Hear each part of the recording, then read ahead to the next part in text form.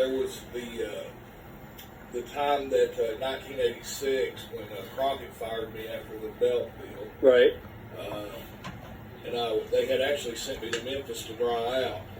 But when I went to Memphis to dry out, I got hooked up with this guy, and he was the biggest cocaine dealer in the Southwest. I'm not going to mention his name, but he did a lot of prison time. But anyway, there was I had loaned him a pistol. He'd gotten into some trouble, and I'd loaned him a gun. Well, I didn't know he was a convicted felon. And I was coming out of my mom and dad's house, and U.S. Marshals came up to me and asked me if I was Buddy Mandel. And I said, yeah. And they said, well, you know, you got to fly down to the grand jury in Oxford, Mississippi. And what had happened inadvertently was this guy had got busted for 33 kilos of cocaine and machine guns and all kinds of stuff. And when they busted him, my pistol was with him, and they did the serial numbers. And he was a convicted felon, and he wasn't supposed to have a weapon. I was just supposed to go to testify why that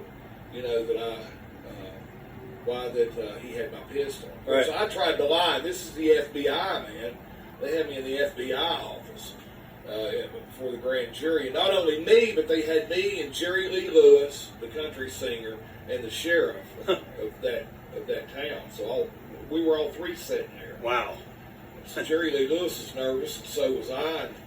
And so the FBI, I'll never forget it, the redheaded FBI guy came up to me and he said, now, how did he get your pistol? I said, well, I don't know. Somebody must have stole it and give it to him.